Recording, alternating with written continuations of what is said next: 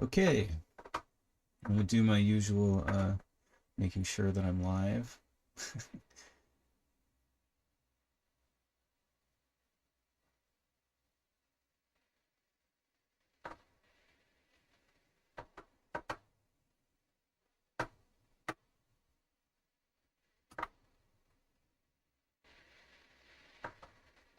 Which it seems like I am live. All right, there we go. All right.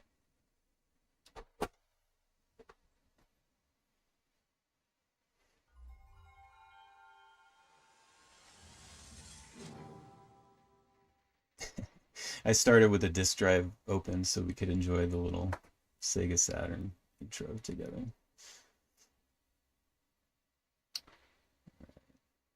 So yeah, so tonight I just picked a game that I thought I'd continue with the Sega Saturn since I already have it hooked up, and I just picked a game that's, you know, whatever, like a game that I'm not necessarily trying to beat it on this stream because it would take like 4 hours or something. But just something that we can blow off some steam, hang out, have a good time, um, and continue playing Sega Saturn. And then we'll get back to Mega Man X on Monday. So, and I know this isn't a Sega Saturn exclusive. This was on PlayStation as well, but this was how I played it mostly. I had it for both, but I mostly played it on Saturn.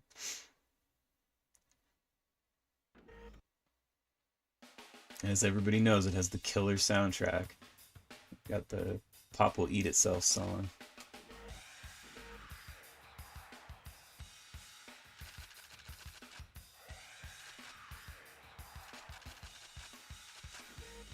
I gotta change the run button here. There we go.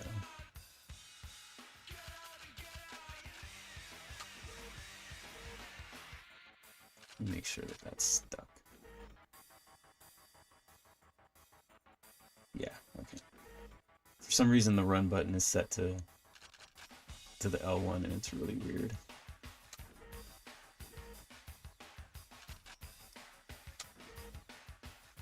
Alright.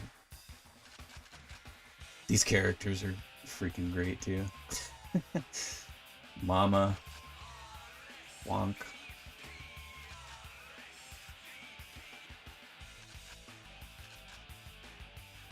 Could probably never get away with this game today. Fucking Butch here alone, you could not get away with this today. I like Captain Hands because he's got the dual guns, and he's kind of your good like middle of the road character, so probably go with him. But yeah, these characters are crazy, man. This whole game is nuts.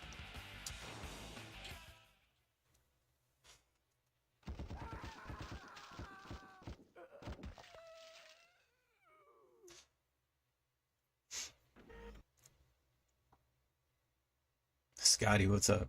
Butch reminds me of Suffy. Where's my beans?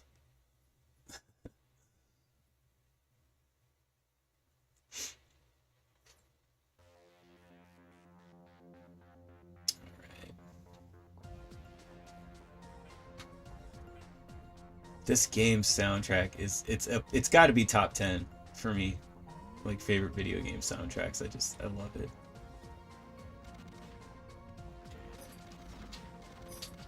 It's also so bloody.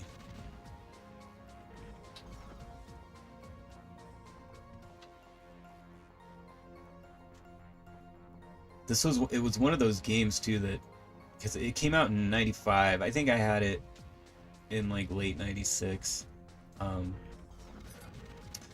But I actually might have had it on PlayStation first.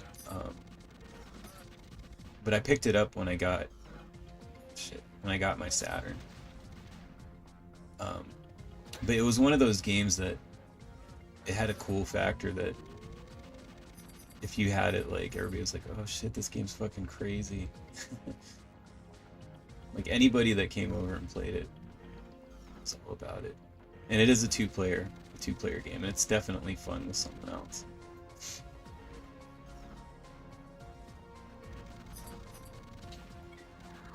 I guess if it was made today, it would be one of those twin stick shooters, but alas, there is no stick on the Saturn controller, so it's just D-pad. But it controls fine.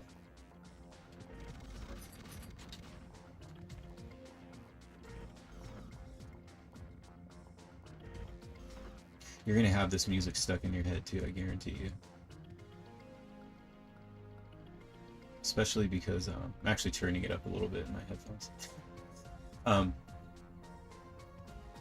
You're gonna have it stuck in your head because this level takes forever. I'm gonna get lost, I know it. I always get lost.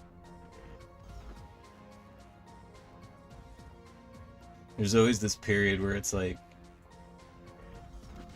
I'm like missing a key or something, and I'm like wandering these corridors with just splattered dead bodies and the music just repeating over and over again. So I don't know where I'm going. Alright, so I got the green key, so looking for a green door. Ah.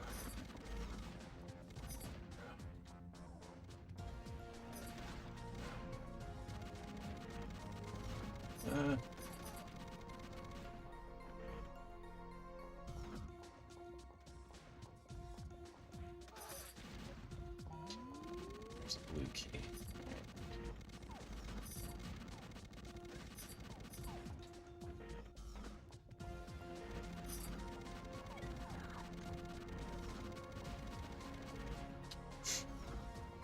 They made a sequel to this called Reloaded, but it only came out on PlayStation, and you know, I don't particularly like it as much as the first one, but I don't know if it's that, I don't know what it is. I think it might be more that I didn't play it when it came out, so there's like no nostalgia for me. So maybe that has something to do with it, because I can't really like think of anything I particularly hate about it, but I just felt kind of meh. But I played it like years after. Like I played it so long after that I played it on PS3. I got it from the store on PS3. It was one of the PS1 games that you could get in the store.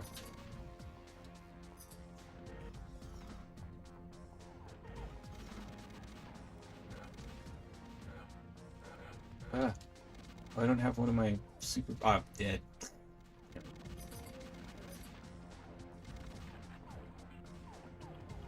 Thought I had one of my superpowered things. Now I have to take out these gun turrets the real way.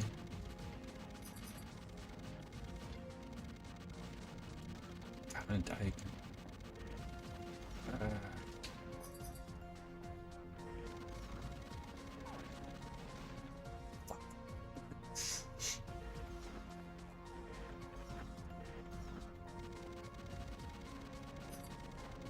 I do have it on the regular difficulty, which is pretty hard.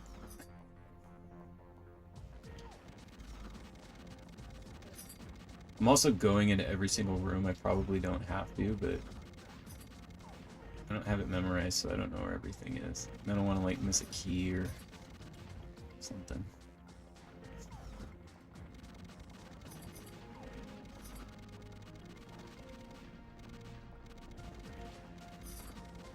Really lose some health.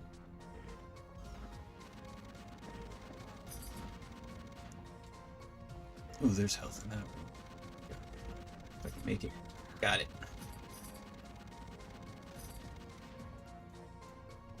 That's like the worst video game feeling ever, when you can see the health and you get fucking killed like right before you get there. It's the fucking worst.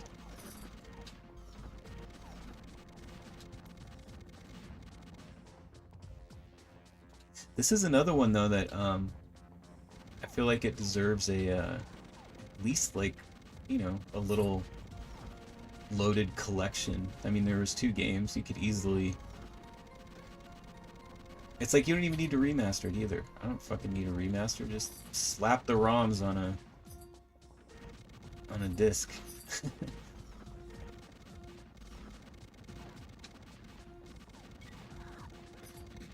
Oh, did I get health like just in time? Nice.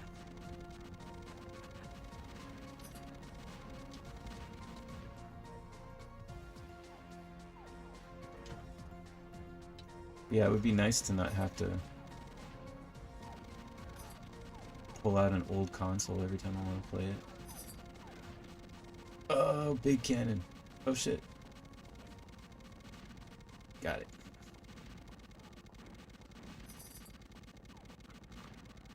Splat, splat. Oh, I got splatted that time.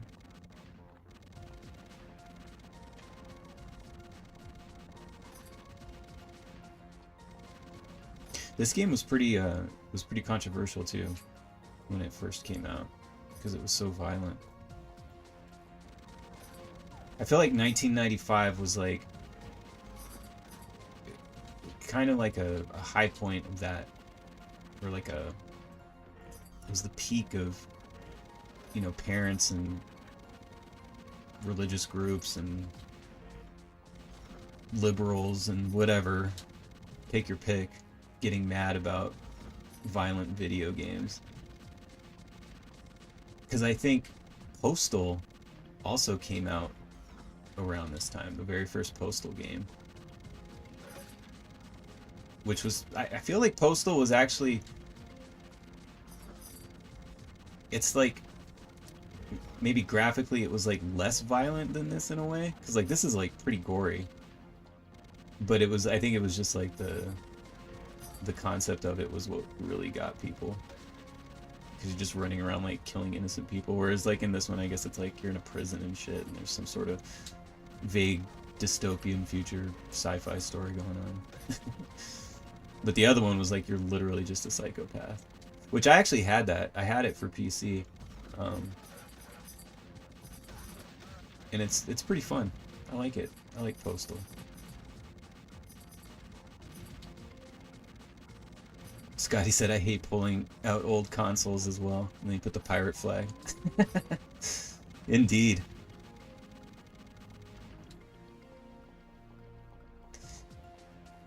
You know, and for me too, it's like, you know, a lot of times, like, people are like, oh, well, like, it's piracy and blah, blah, blah. And I mean, most people know my thoughts on that. I don't think it's piracy at all. These games are fucking old. Like, who cares? Like, who are you really stealing from? But the other thing too is, like, in my case, a lot of times, it literally is that. It's, I don't want to pull out an old console. I own the game. I just want to play it, like, you know, on my modern fucking whatever's hooked up to my TV, or like, you know, my little handheld emulation consoles.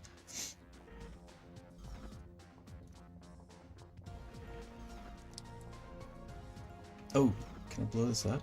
It's a little hidden area. Nice. Oh fuck. Money, money, money. Use their health in here too. I don't know what that is. Something that's gonna run out in 10 seconds. Those like little footprints. I don't know what that means, but it's running out. And it's done. Whatever it was.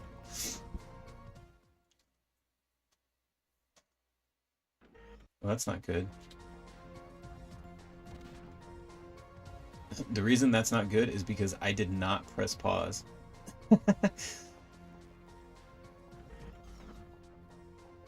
Worst case scenario, I have another Saturn controller, so if this thing starts freaking out on me.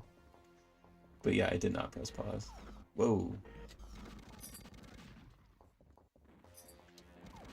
This game is so dark, I couldn't even see those guys.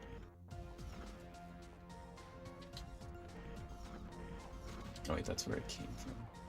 I think I have all the keys now. Figure out where I'm going. But yeah, Postal is super cool, and Postal you can get on well, I mean, they obviously have it on Steam and whatever, but you can even get it on console. They have it on PS4 and Switch and stuff. I have it on Switch. Which is just wild to me too, like playing a game like that violent on a Nintendo console. But it's there.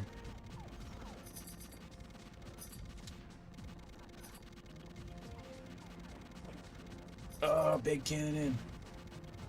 I'm not gonna survive this. I need health. Give me health. I'm splatted. Oh, cool, I got a zero life. Die, you stupid cannon. Got it.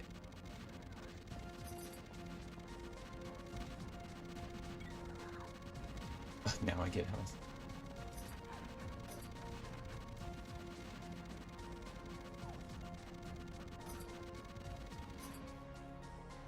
So much chaos going on. Oh, there. Can see him.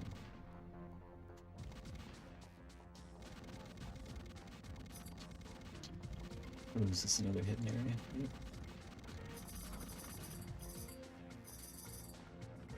Money, money, money, money.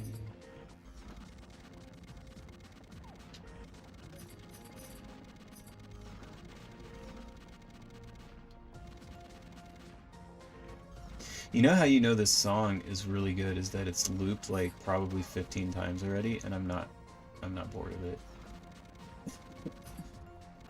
I could literally listen to this song for like an hour straight.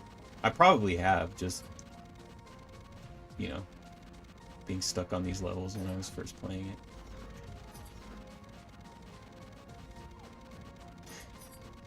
It's definitely an art. Being able to write video game music, you gotta write these little motifs that can repeat and not get annoying. Because it could definitely be done a wrong way. There's some games that have some annoying ass fucking music.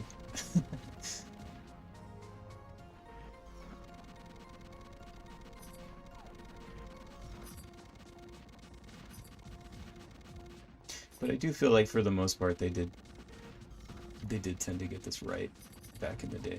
A lot of times, like, it's like the music, they would get the music right and then it just the game would suck. There's plenty of games that I can think of that have really great music, but the game is just garbage.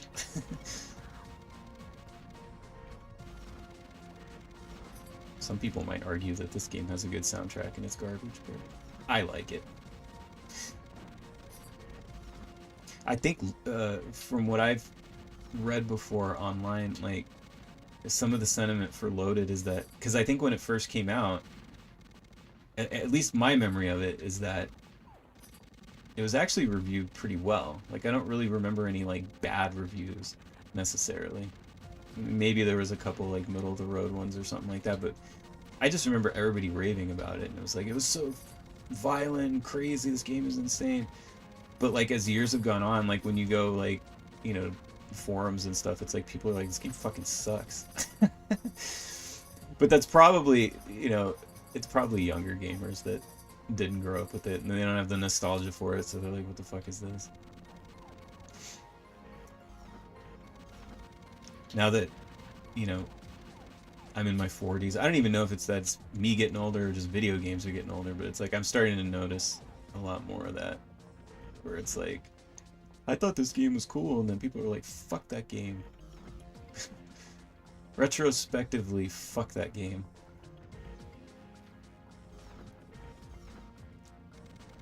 Sometimes I do wonder if there's a little bit of a, people are just trying to be edgelords and shit. And just say a game sucks just to say it.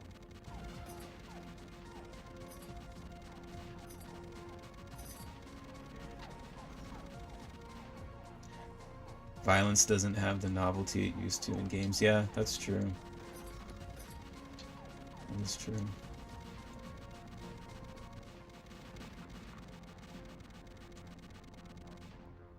I think the only thing that I've seen recently was, and it wasn't even shocking, it was just like, oh, I've never seen that, was when I was playing Scorn. There was some shit in that game that was just like, holy fuck. Oh, damn it. Yes, I want to continue. That game was fucking crazy. Um, it wasn't good, but it was crazy.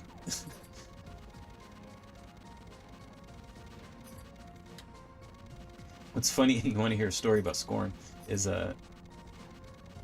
this actually just came in the mail yesterday. So, okay, so first, I got Scorn for Christmas. I asked for it. Um, I knew I was taking a risk with it because I had read. Hold on. Oh wait, no. What was it? I can probably hang out in here and not get killed. Let the music play. So I'm gonna tell my little story. So I got Scorn for Christmas from my wife, and well, she gave me a gift card, I think it was, and I got Scorn. And I knew I was taking a risk because, I had read about all the, the puzzles are obtuse and the combat is shitty, and but it just looked so fucking cool. Um, especially because like I'm a big H.R. Giger fan, and it just seemed like right up my alley. So I took the risk and I got it, and we decided to go for the platinum, which we did. We platinumed it, and we got the ending and everything. And it is the fucking stupidest game ever. Like it is. It's everything people say it is. The puzzles are shitty. The combat is obtuse. It's terrible. Like it's frustrating. Like it was a miserable time. But it looks amazing. Like the whole world is just like super cool. Like all the horror elements are fucking on point. Like the ending is fucking crazy. I don't know that it really makes sense. I don't know that it really needs to make sense, but it just visually like looked really cool. If you don't want to waste your money on it, maybe you could go watch like a playthrough video or something just to check out the ending, 'cause it's fucking wild. The last boss was kind of cool. Anyway, all that being said, I bought the art book. I bought the art book for a game that I didn't even actually like, but that speaks to how cool the fucking art was for that game that I actually bought the art book. So yeah, it's a frustrating game because yeah, the game itself is terrible, but it just looks so fucking cool. And there was some stuff in there that was pretty gross, and like to your point that violence doesn't have the novelty anymore. That's for sure. That's a fact. But there were definitely some moments in Scorn that it was pretty wild. Like I've seen a lot of shit. I was grossed out. There's even one thing like early on in the game. This isn't even a spoiler because it's so early on, but it's like you have to like make this choice, which it's also not even clear like which one is the right choice. Maybe there's not even a right choice, but I had to do it twice to get all the trophies for the platinum. But like basically like you get this little dude who's like in this weird egg thing, and you dump him in a cart, and he's all like stuck to this egg thing. He's like melded into it. And then you go in this room where there's like this tool that can either like it has a saw and a shovel tool. So it's like you have to decide whether or not you want to saw him or you want to dig him out of this egg thing with this tool. And like so if you use the saw, which you would think would be the thing that would kill him, actually what it does is it cuts him out of the egg thing. And then I think if you use the shovel or whatever, it like scoops him out alive and like kills him and shit. Or and then like you rip off his arm and you use his arm to like open a door or something. But yeah, it's pretty gross, and then you feel really bad. All right, we did it.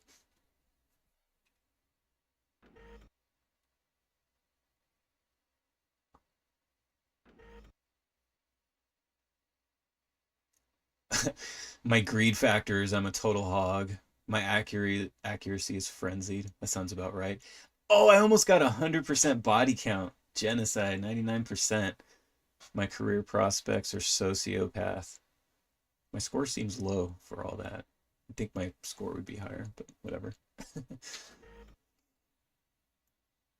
Ah, now I'm all bummed that I didn't get 100%. I was so close, like 1 percentage point away. I did go in like almost every room. I must have missed like a hidden area or something.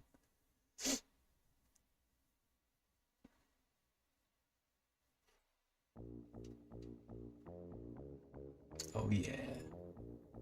This music is so good.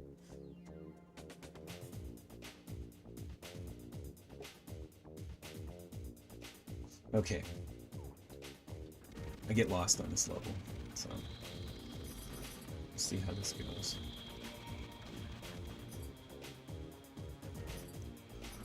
Oof, do I go in the hidden area? Let's go. I gotta remember too, I always forget that I have a map. Even though it's like the map is so tiny, like you can't really see it. But I do have a map.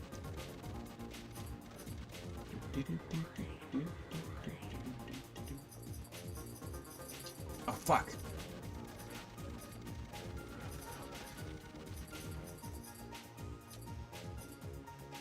I'm gonna just listen to the soundtrack later when I'm done playing. It's so good. Get out of here. Get splatted, fucker. Money, money, money.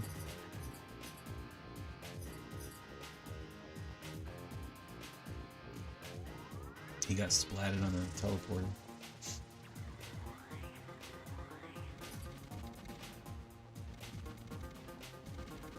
The destroyable environments were really cool to me when I was younger. Okay, is this where I came from? Yep.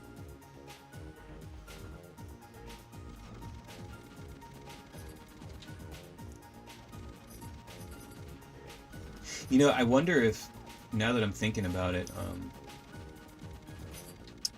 the reason they haven't re-released this one, and it might potentially be the reason that they only have Reloaded on the PlayStation 3 store, is because of the soundtrack, because the Pop Will Eat Itself, and it's like Pop Will Eat Itself, and then the stuff in game like this. There's like 2 Pop Will Eat Itself songs, and then there's the in-game stuff like this, which was done by, oh, fuck, I can't think of his name, but he's like a prominent movie score guy now or something.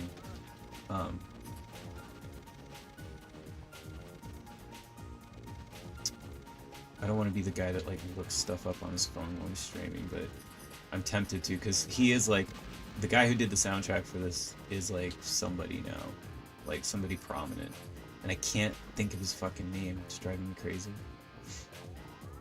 I want to say it's Clint Mansell, but I could be wrong.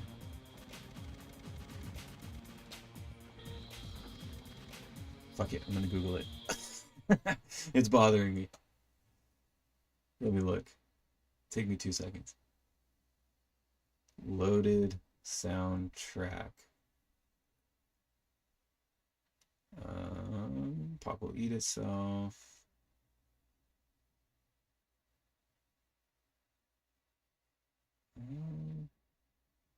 Let me type in composer. Composer. It's not Clint Mansell.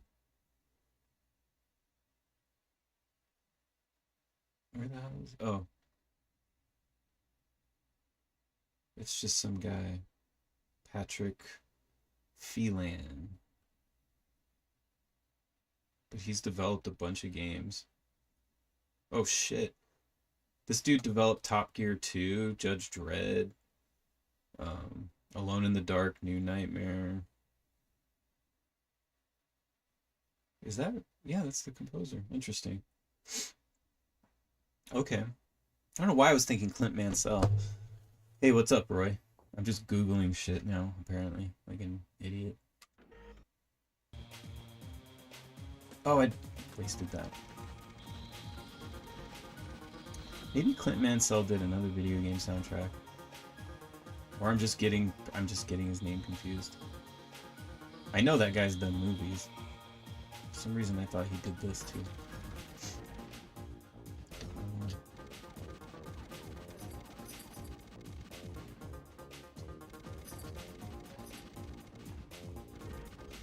Which, by the way, that guy...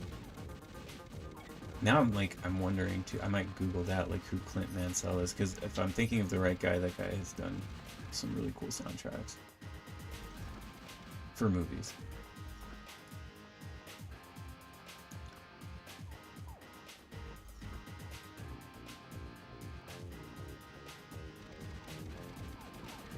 Ah, shit.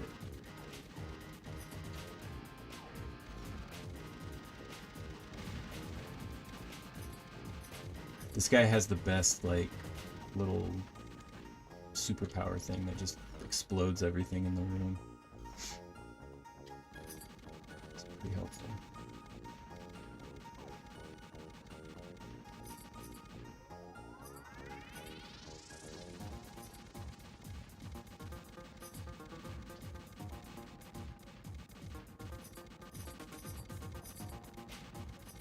Like for things like that.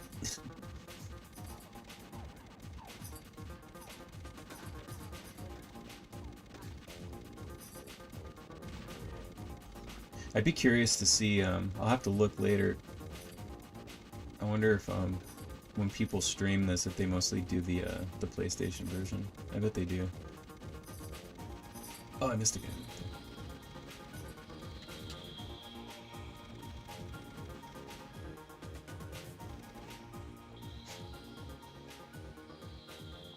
Yeah, tonight's choice was going to be between this and, I also considered doing the Die Hard arcade game, but the reason I didn't ultimately choose that one was because that game can be beaten in like 25 minutes. So if I did Die Hard arcade, the stream would be maybe, I don't know, 45 minutes, because so with Die Hard arcade on console, on Sega Saturn, you only get one life. So when you die, you get game over, and that's it. But they added this old arcade game called, oh, what's it called? I forget the name of it, but it's a little like 8-bit submarine game that you can play as like a bonus game, and that's how you get credits for the game itself. And I know it sounds super weird, but that's how it's set up. So like before you can even play the game, to actually like get further than like the second level, you have to play this other game, which, you know, you want to get enough credits to be able to beat it. So like it can take, you know, like maybe 10-15 minutes of playing this other game to get like 30 credits to then go back and actually play the game. But then the game can be beaten in 25 minutes. Imagine Die Hard on Twitter if it came out today. 25 minutes to beat a game. I know, right? People would be so pissed. Although, to be fair, like, that was, you know, back then it was like you knew what you were getting, like, with a lot of these arcade ports. I mean, I did, at least. Like, I was already a teenager by that point, so it's like, you know, I played it in arcades and shit.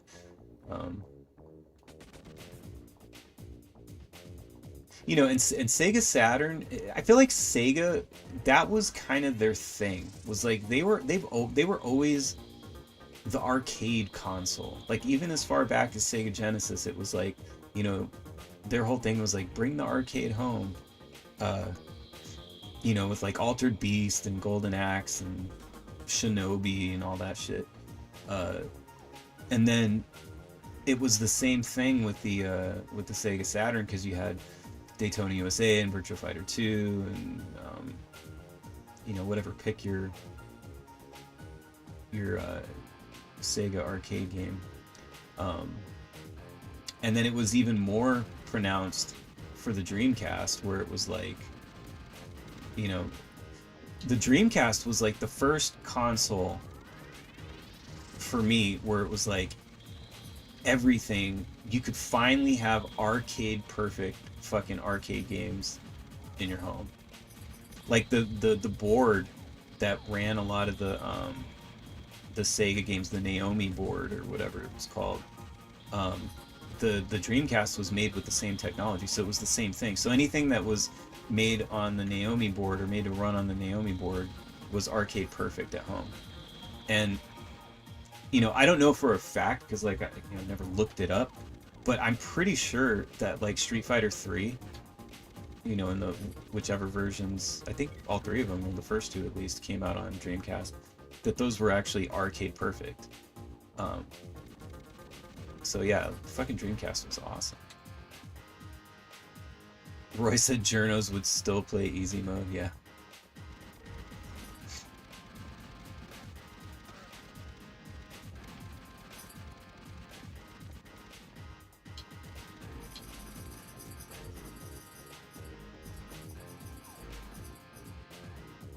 Yeah, it was cool. I got to talk about a little bit of that on that Side Scrollers podcast today, which is cool.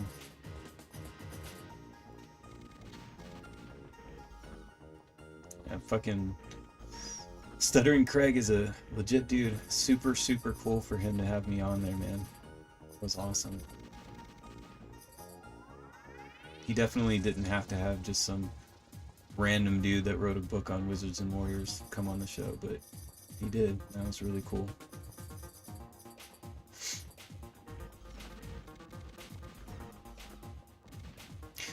And if any of you from the Side Scrollers audience are over here watching me stream, welcome.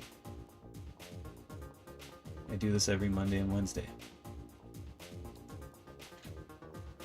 Okay, so I have the yellow key card. I think I got everything here.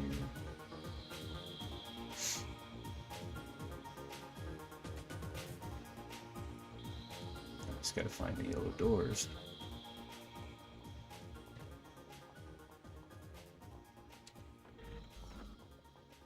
This level is so fucking confusing. Can I blow that wall up? Get in there. Oh wait, I'm going back to the beginning, aren't I? Fuck. I went all the way back to the beginning, son of a bitch.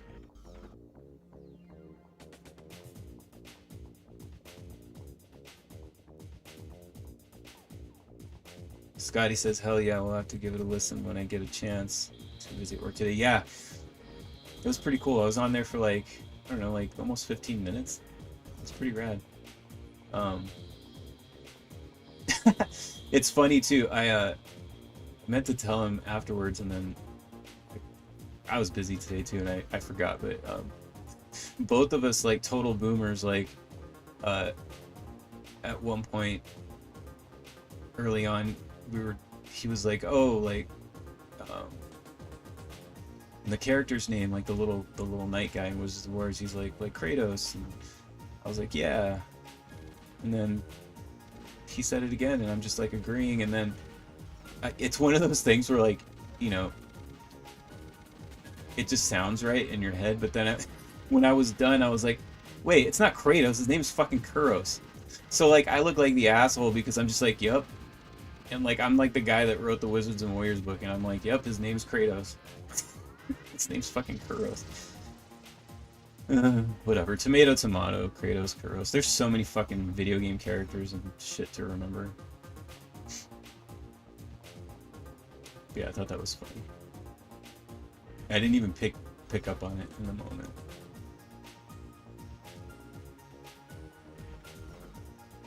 I'm sure there was some Wizards and Warriors fan watching that is like, I'm not buying this guy's fucking book now. He doesn't even know the character's name.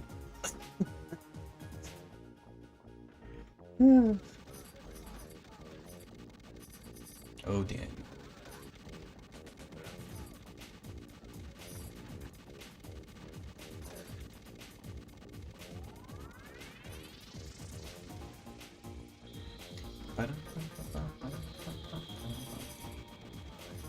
Splat, splat, splat, splat. Get splatted, fuckers.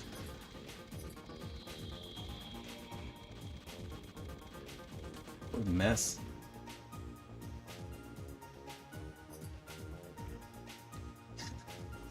This game is so dark, you know, like the color scheme and stuff, that it's like, I didn't even notice that I picked up the red key. I don't even know what room I got it in. I just kind of at one point looked down and I was like, oh, I have the red key. But I didn't, I didn't even know where I picked it up. If there's a criticism I have, it's definitely that these levels in here, like, it's pretty fucking dark. Let's see. I've already been in here.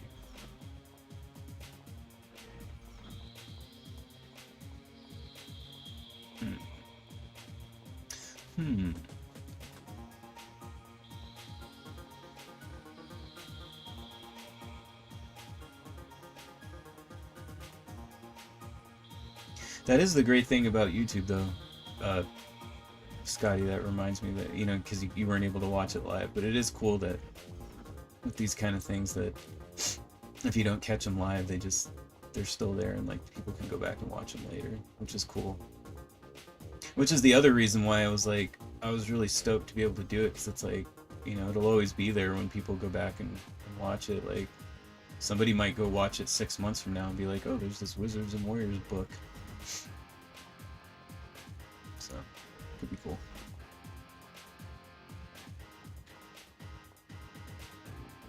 Be interested to see if I pop back on the top strategy guide list. Fucking Pokemon beating me out.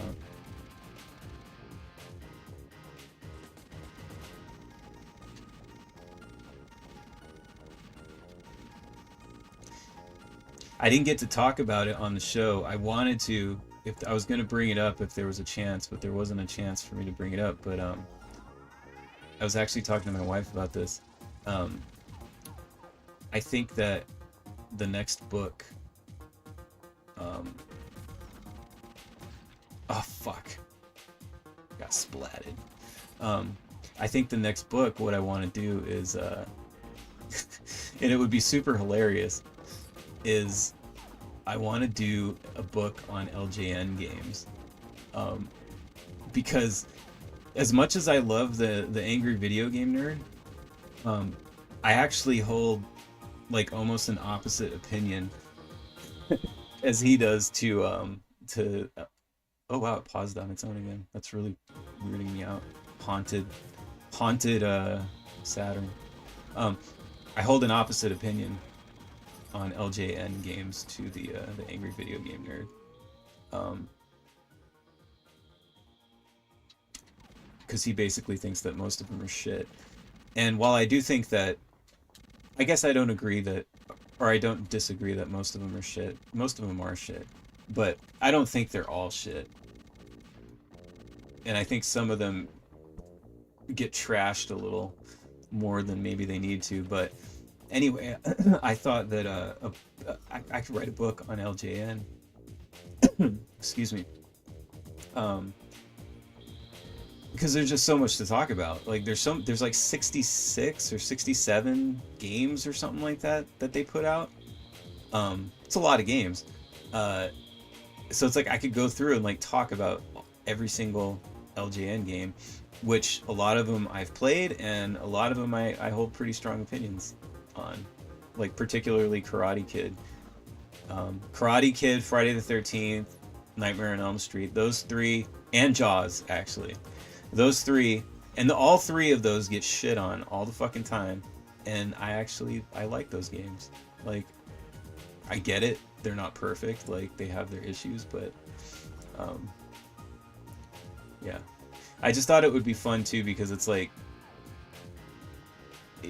if you're a gamer and you saw that somebody wrote a book on LJN, like, you would automatically think, like, oh, this is just going to be a book just shitting on LJN for 200 pages, but I kind of have an idea of like what I would want to do with it, and, you know, because writing about LJN games and shitty video games like that, you know, there's a lot you can talk about as far as like just nostalgia and like, you know, just that idea of like,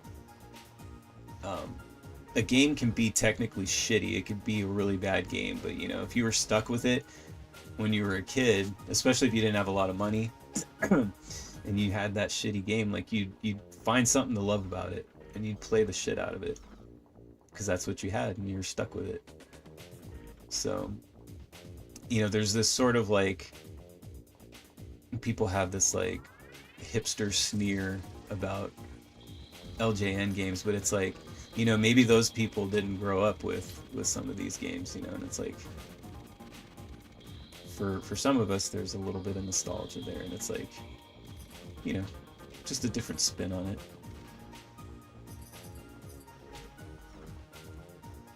Not 100% yet, but I'm leaning that way right now, that would be the next book. Also, I don't want to write another strategy guide. Because the strategy guide was such a pain in the ass to write and put all that together. So I was kind of thinking of something that I could do. Oh, I didn't need to use that yet. Whatever.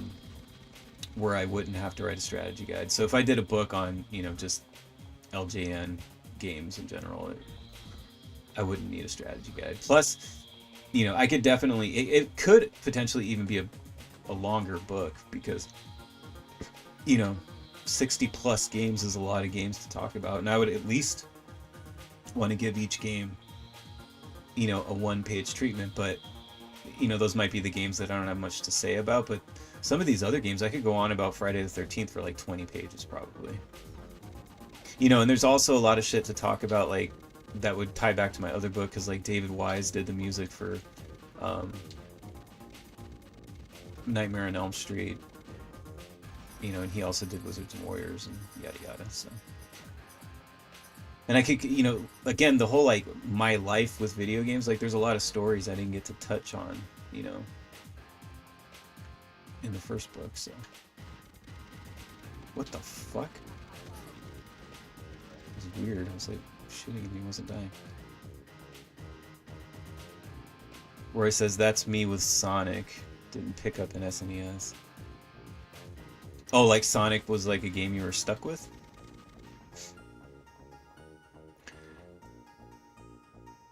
Scotty said most of them are before my time. Obviously games like Friday the 13th were notorious, but never messed with them. Yeah.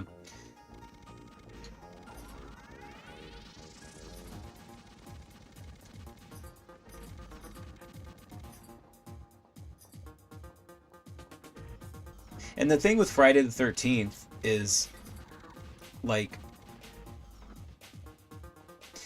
again, it's like the experience of like, okay, so like Friday the 13th is actually a good example of why it could be considered a technically shitty game, but like I still have really fond memories of it. Is that was a game I ended up owning it eventually, and I do have it. It's actually sitting right up there. I can see it from here. I still have it. But that was a game that before I owned it, I rented it a lot. So like my cousin and I used to, I mean, obviously like I rented games on my own and stuff too, but whenever I would go visit my cousin, who lived with my grandma at the time, there was like this video store that was around the corner from us, like walking distance from my grandma's house. And you know, when I'd go visit like over the holidays or whatever, like in the summertime and shit, we would always go walk around the corner to that video store. And the guy was like the guy that ran it was like one of those people that like, you know, he didn't give a shit like about how old you were or whatever. So like we would totally just like fucking rent like horror movies and shit, and he didn't care. We were like totally not old enough to be doing it, but we would rent these movies. So it was like, we would also, because we were both really into horror movies and just scary shit. We were always scaring each other. That was like our thing. We like to scare the shit out of each other. But yeah, we would rent horror movies, and I remember also renting a lot of those LJN games, those, because they were all like movie tie-in games, right? I think this dude probably had like every single movie tie-in NES game. So like we would rent, you know, like Karate Kid and Friday the 13th and Jaws and, you know, the whole fucking thing. So like, yeah, like maybe they weren't like technically great games, but it's like, I don't know, we still had fun with them. And I, you know, maybe it's different too because it was like, you know, they were rentals. So it was like we were renting them and like, you know, you'd spend 2 days with them and then you don't play them for like 6 months until you rent it again or something. But I have a lot of fond memories of playing those games.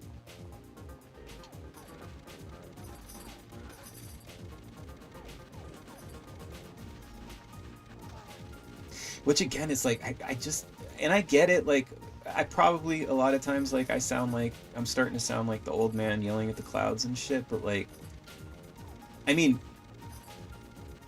even people in their 30s still have to have memories of this, but it's like renting video games with your buddies, you know?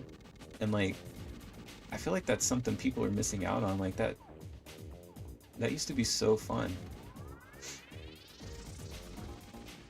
Oh, I finally made it out.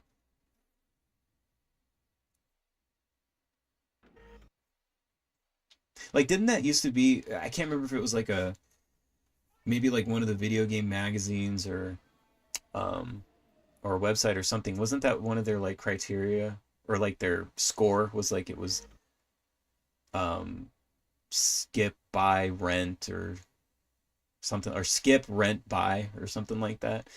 But it's like now you can't even have that because you can't rent video games.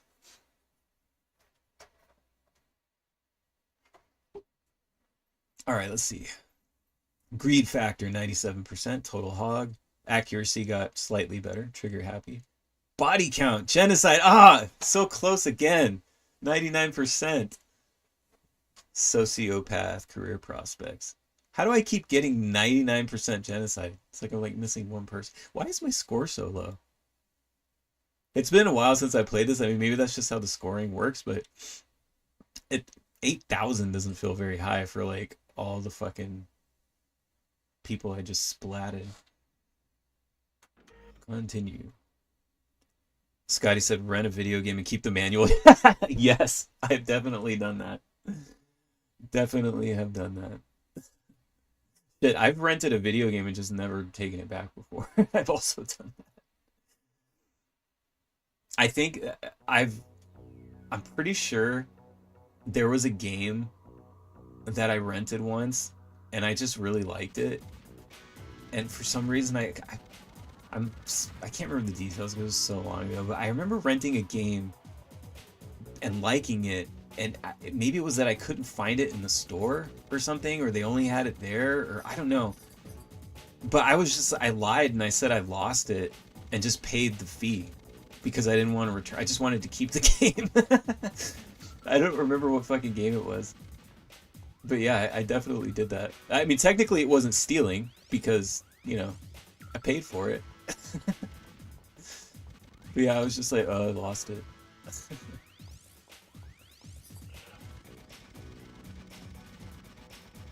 Man, I forgot how dark this. I was complaining about the dark levels in the other two maps. Like, holy shit.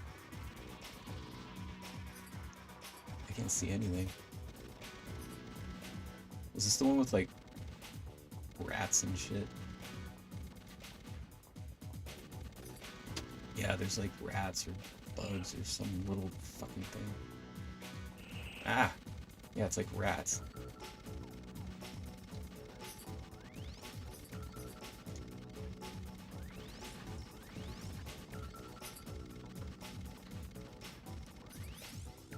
Speaking of video game manuals, I've actually been on the hunt for just for like, you know, nostalgia factor or whatever. Like, I like this kind of stuff. I've been on the hunt for the Final Fantasy III manual. I don't even have a Super Nintendo, so it's like I don't really need the game. I have that Final Fantasy Pixel collection, which is actually pretty cool. But I do have, I've rebought Peter Olafson's player's guide for Final Fantasy 3, and I actually want to buy the manual and map again, which I know like sounds really stupid, but I like reading stuff like that. I don't know, I just dig that kind of stuff. And I've seen it on eBay for like anywhere from like $30 to like well over 100 depending on the quality, but you know, God, these fucking rats, man. But eBay is all about just like, you know, if you're patient enough, somebody will end up selling what you want for dirt cheap. But yeah, I've been looking for that. Preferably with the map too. I want the map because I wanna hang it up in my studio like a poster.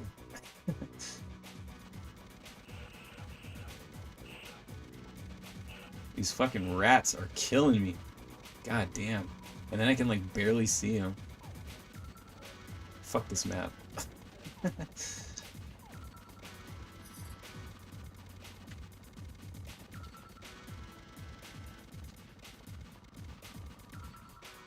It's a hidden area? Yeah.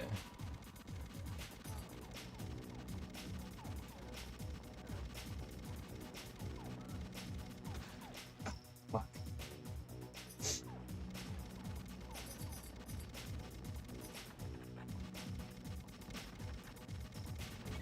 But yeah, that Final Fantasy 3 manual is pretty thick from what I remember too. It's like a book in itself. The Chrono Trigger one was cool too. I miss video game manuals. That's why I got into I know I've talked about it before. I don't know if I've talked about it on here, but the Evercade system, which I don't know if you guys know what Evercade is, but it's like basically this company started making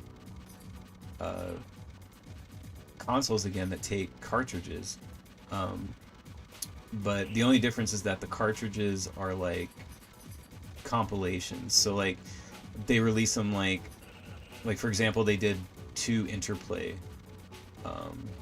collections. So it's like Interplay Volume 1 and 2, and like the first one has Earthworm Jim and a bunch of other Interplay games like Clay Fighters, Earthworm Jim, whatever, and then the Volume 2 has Earthworm Jim 2 and Clay Fighters 2 and yada yada, so on and so forth.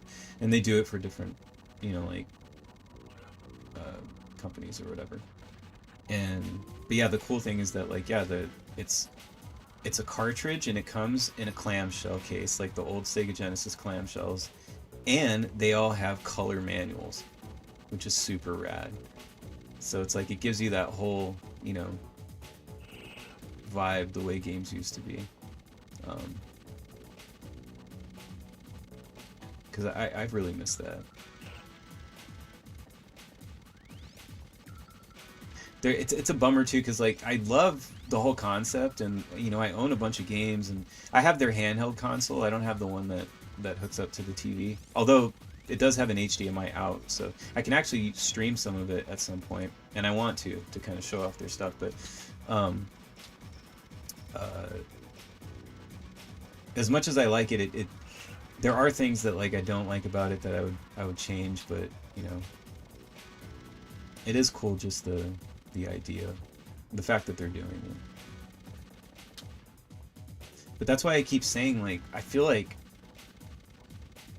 Sega, there's like a missed opportunity right now with Sega that they don't realize that they could probably do something similar. You know, and they've got the back catalog. Just their first party shit alone, they have such a huge back catalog of games that they could put out. Yeah, I think it would be pretty successful if they did something like that that was physical. Like release a new console, you know, start putting out physical games again. Like, even cartridge based, like, fuck it, why not? Like, I would buy it. I know a ton of people would buy it. And that's the thing too, is it's like, I know it's like cost prohibitive because, you know, you have to physically, you know, do the cartridges and stuff and blah blah blah, but it's like you're marketing to two different groups that I think it would work out, because one is, it's like you're marketing to people like me who are adults and have, you know, money, so it's like sure, you know, I'll buy it, like, whatever, like. And then, you know, and a lot of gamers have, you know, either they have deep pockets, or it's like that's all they spend their money on. Even if they don't have deep pockets, it's like that's what they're spending. They literally work to fucking buy video games, so it's like, you know, they'll buy shit like that. And then the other thing is parents. Like, I guarantee you, I would fucking do it. I would buy it for my kid. Like, parents would buy this shit for their kids because they're so, like, you know, like, I would never let, like, if my kid was even old enough to, like, really be playing video games, like, I would not let her play, like, on Switch even. I mean, I guess you can lock it down where you can take off the internet, but it's like, there's literally, like, sex games in the fucking store on the Nintendo Switch. There was, like, a game on there. There was, like a furry game or some shit. My wife and I saw the other night, and it's like, what the fuck is going on? Like, it's just, I don't know, it's fucking wild. But yeah, so if, like, Sega was to do something like, you know, put out a console that, like, you know, actually went back to, like, you know, cartridges or something, and it, you know, maybe the only online it had was just, you know, for their stuff. Like, maybe they had a store, an online store, but it's only Sega stuff, or like you can only play Sega games online, like, whatever. I think parents would totally buy that for their kids. I would buy it. Scott, them damn furries. Dude, for real.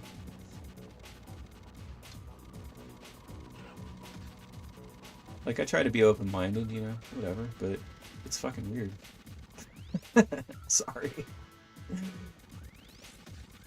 Sorry, furry community, but, you know, you're kind of weird. I don't know what to tell you. I know we're not supposed to judge. Why am I still just fucking... Where are these guys coming from? I've been in this fucking area and they're just like... They just keep coming. Okay, I'm gonna get out of here. I feel like I was just going in a circle for like 5 minutes.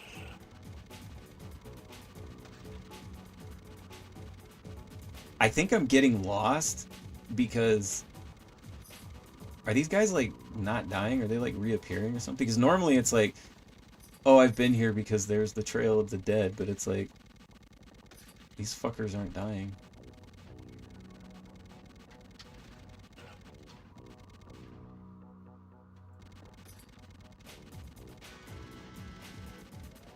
I'm so lost. Okay, I have a blue key and a red key.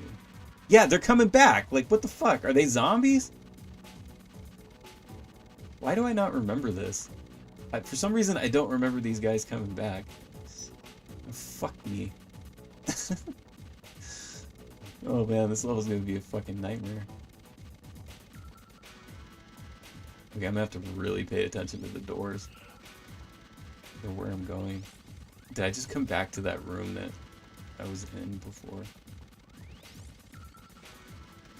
Fuck out of here.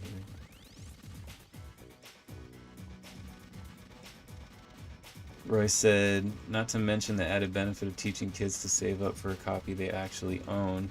I read EA took this dude's whole back catalog of games just because. Yeah, man. Yeah.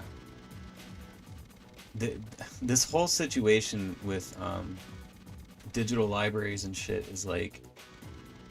I think what's going to end up happening is you're probably going to end up having some sort of, like, lawsuits start to happen because... You know, shit like that, like EA, like you said there, like it took this dude's whole back catalog and shit.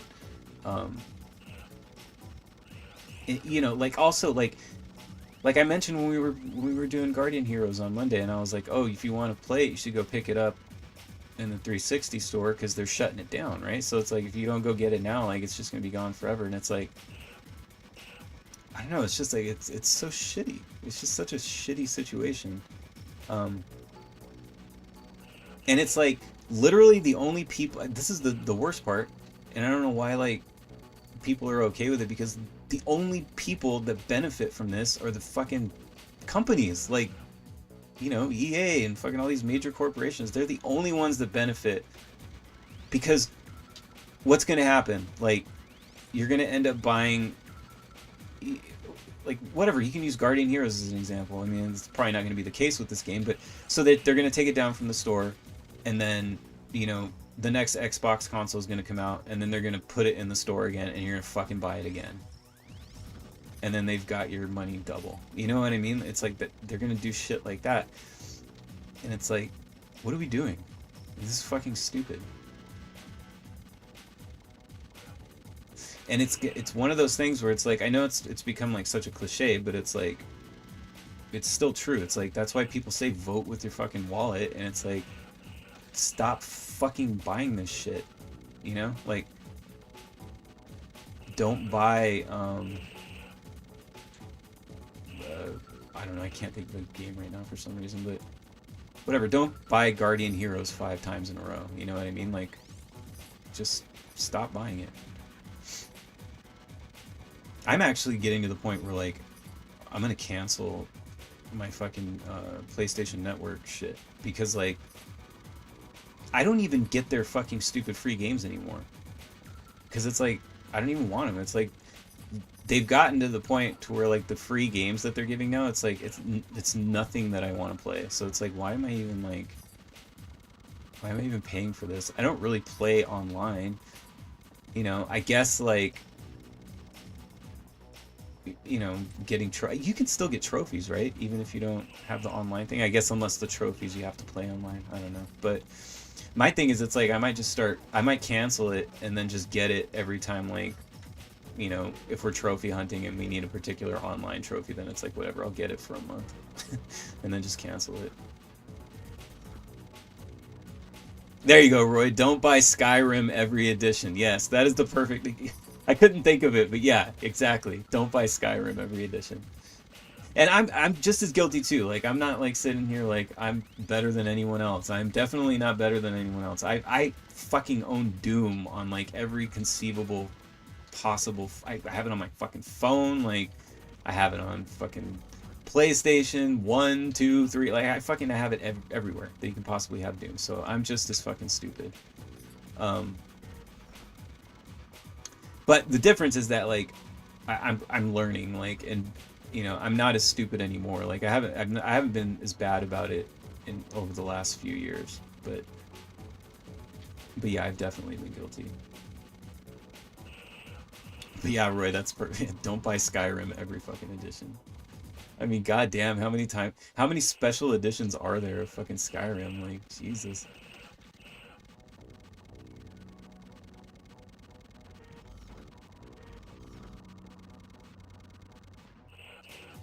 Ah, I died.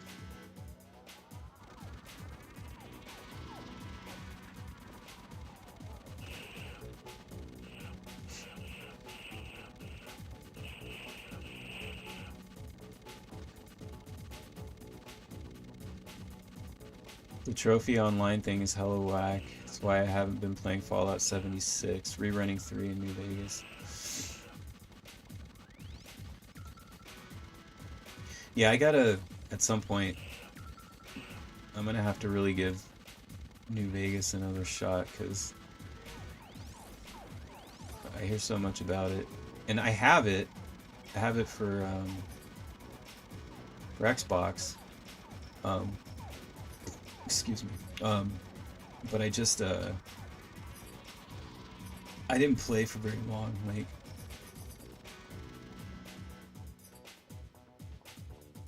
I kind of started it and then, I don't know what happened.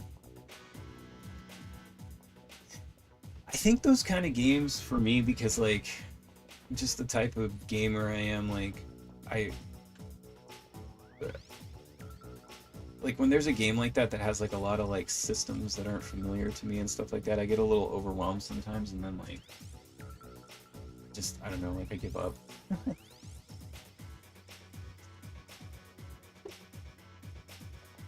I think also like I might be one of those people that leans a little more towards Japanese developed games. As I sit here playing Loaded, which is a total Western developed game, um, but yeah, I think like there's just something about Japanese games I like a little more. Like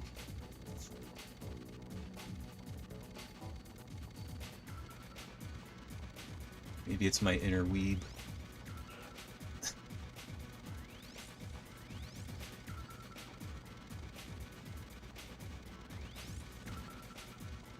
God damn, I'm so lost. Let's pull up the map.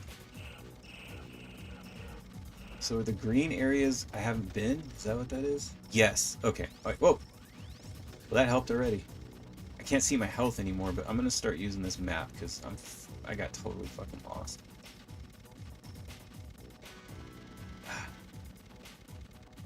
Because I want to get the fuck out of this level. I hate it.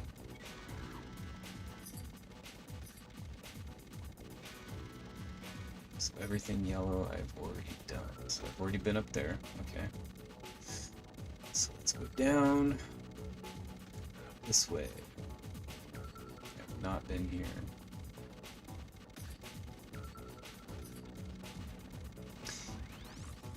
And this game's wild too, where like sometimes you'll kill somebody in a room and then he'll drop the key, but like you might not realize it, and then you're like missing one key, and it's just you're wandering around trying to figure out where that fucking key was. So I'm trying to be careful, like when I kill these guys, that I'm paying attention for the keys.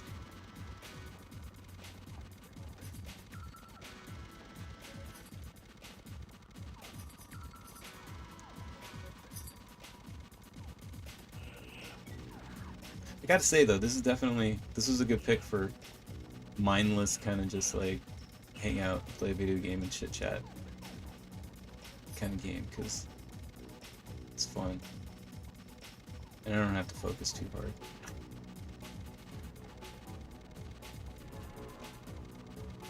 I keep getting these things that like have a time limit and they run out, but I don't even know what the fuck they are. I've been playing this game for like however many years and I don't even know what those things do. What the fuck? I can't go in here? I can't tell what color that door is. Yellow? I need a yellow key. Okay. Fuck. Alright. These fucking rats, man. I'm just following the little map. I'm not even looking on the main screen. And it's so tiny on my monitor. Okay. Let's see. Already went there. Oh! Oh! Go back. Down this way. Okay. I'm determined to get out of this fucking level. Money. Money. There it is, yellow key. Fuck yeah. Alright.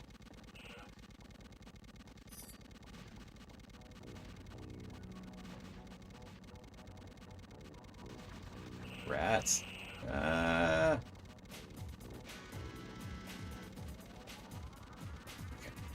So now we go back to that room that was in.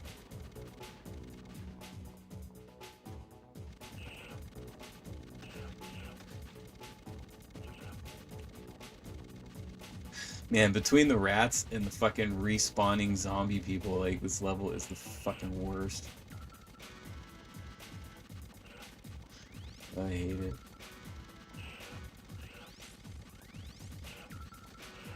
Okay, so I think this was the... Yes. Ah! I died!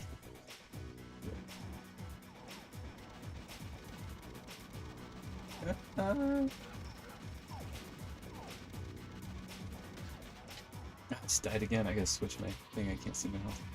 Oh, yes, continue. Did it say I have 3 continues left? That's not bad.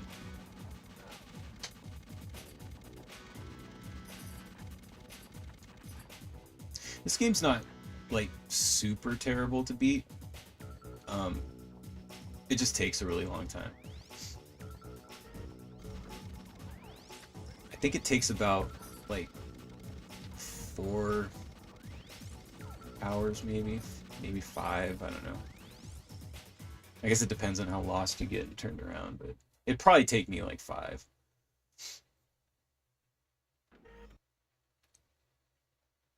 But that's why, like I said on Twitter, I don't plan on beating it. I'm just gonna play for a couple of hours. Ooh, my greed factor went down 85%. Mercenary accuracy went down. Frenzied. I'm only a mass murderer now. I'm not genocidal anymore. 86%. I'm a killer. Now my score looks more like a video game score. 16,000. I like that. That looks way more like a video game score. I didn't like that like 5,000, 8,000 shit. All right.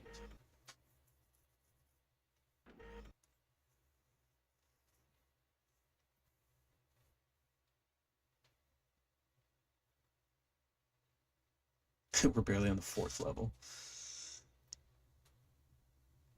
Find teleport leading to the surface. Okay, so this is the last, like, for a little bit, underground sort of gritty looking level. Ugh, we're gonna have more respawning fucking assholes.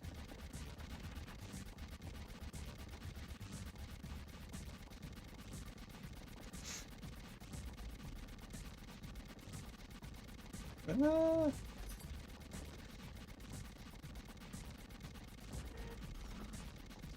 You know, I want to say that it could be wrong. I could be wrong, and it could be the same. Ooh, red key. But for some reason, I've noticed there's been a couple instances of slowdown, and I think maybe the PlayStation 1 might actually handle this game a little bit better. I want to say I don't remember there being slowdown. I could be wrong. My memory could be fuzzy, but I'm not really remembering slowdown on the PlayStation version. I do know that it handled there's certain things that the PlayStation handled better than Saturn, and vice versa. Like, obviously, sprite-based stuff, like 2D animated stuff, was always better on Saturn.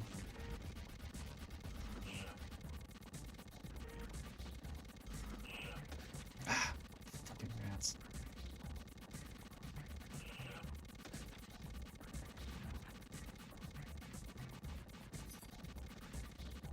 But aside from that, it's barely noticeable. It's basically the same thing.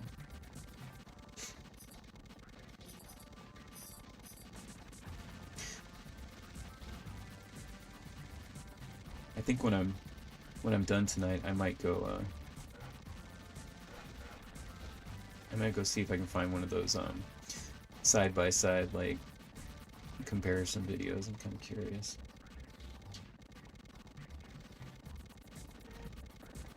Ah, stuck again.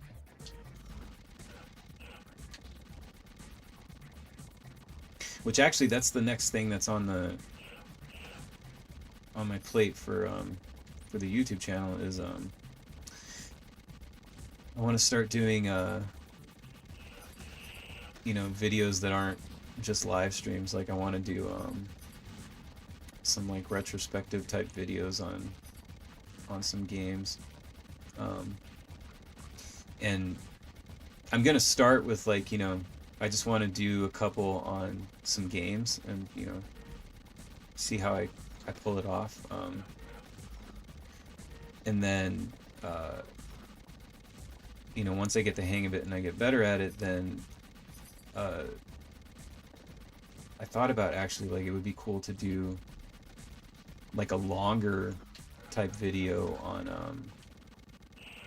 consoles, and like actually, fuck, I just died. I thought it would be cool to do a video on Sega Saturn, because there's just like so much to talk about with the Sega Saturn, and like what went wrong and what went right, and, you know, like how it's kind of viewed today. Like, I could do like a really cool video, I feel, on Saturn. And I know, like, there's been some that have been done, but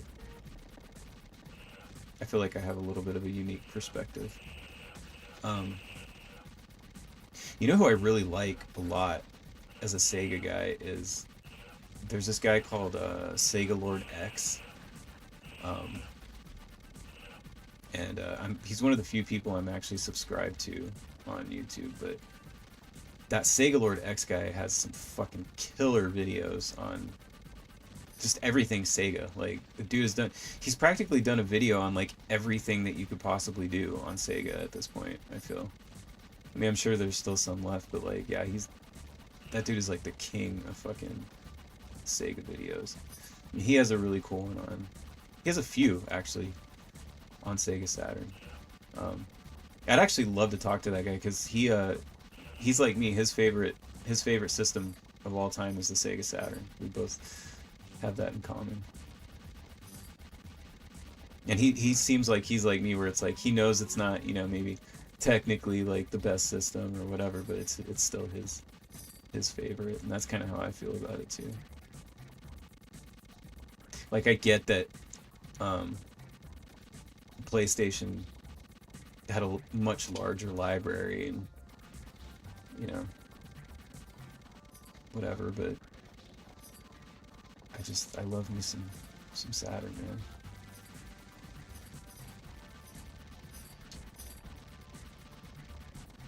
He does these cool videos too, where like he's done it for I think he's done it for, I'm trying to think if he's done it for game franchises too, but I know he did it for systems. Like, basically, like, I think the most recent one I saw, he did one called Let's Save the 3DO, and he goes through and he talks about like, okay, so the 3DO, you know, gives a little brief history on it, and then it's like, this is why it failed, because obviously the 3DO is notorious for being a system that failed, and he'll kind of talk about why it failed, and then he's like, so let's try and save it. And so like he goes through like what he would do different, you know, with hindsight being 2020 and everything that we know today. Like, what would he do different to make the 3DO successful? And it's super fun because it's like, you know, like it reminds me of those like what if comic books, you know. It's like you get this sort of like alternate scenario, and it's like, oh fuck, it could have maybe worked if they had done it this way. It could have worked. We'd all be playing fucking, we'd be on, instead of playing PlayStation 5 right now, we'd be playing 3DO 5. Panasonic 3DO 5. But yeah, I think that's a kind of a problem with video games now, is like, you had, like, in the 90s you had so much innovation and like competition with consoles. Like, I mean, you had the fucking Atari Jaguar, you had the 3DO, you had the TurboGrafx, you know, on top of your Super Nintendo and Sega Genesis, and, you know, all the usual suspects. You had all these other fucking systems too going on. The Neo Geo CD, the cartridge based one, like, you had all kinds of shit going on. And it was just far more interesting. And it's like, because people think of the console wars and they're always like, oh, it was Sega and Nintendo. It's like, not necessarily. It wasn't just Sega and Nintendo. Like, there was a lot of interesting shit going on. And it's like, now, yeah, the console wars are that now, and it's boring. And it's literally Sony and fucking Microsoft, and Nintendo is just still Nintendo doing their own fucking Nintendo thing, and it's like, they're almost like not even involved, because like, they're whatever, they're just their own thing. But yeah, the console wars were like actually like far more interesting back then than they are today.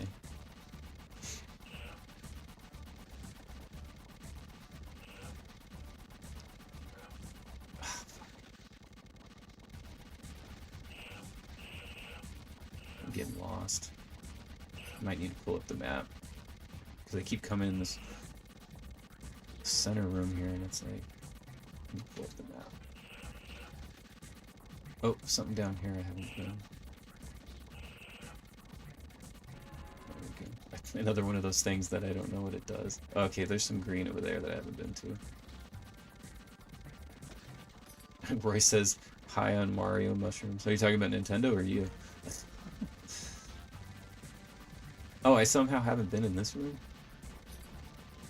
Yeah, Nintendo is high on Mario mushrooms. That is a lot of fucking rats. Oh my god. Jesus. Fuck me. God damn. Is that all that was in the... Oh, wait. Can I can't break through there. How the fuck do I get out of here? Ah. Is this room like a dead end? What the fuck? Maybe I grabbed a key and I didn't see it. I'm gonna get out of this room because I'm just getting fucking wrecked. Ugh. Let me out. Okay. I can't zoom the map, so... Okay, this is all... Oh, wait, is there some green up here? Oh, okay, so maybe this way. I just died.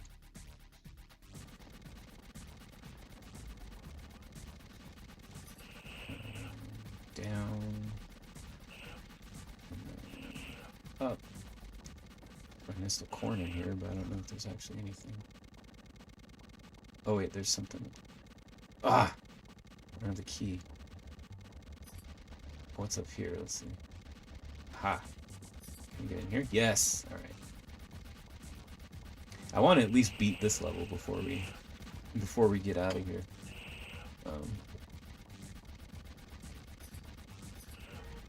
Which I think I can do it. Now that I'm using the map, instead of running around like a fucking idiot. Okay, I need the blue key. I'm seeing a lot of blue doors. Fuck.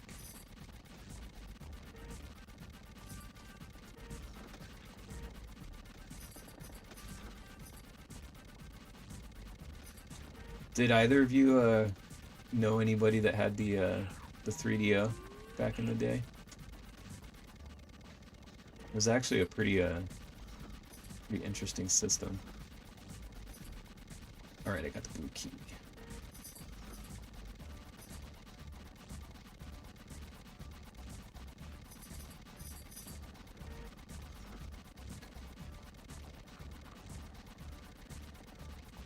It's just a dead end? What the fuck? Did I pick up another key and not notice? Why is this just a dead end? What the fuck?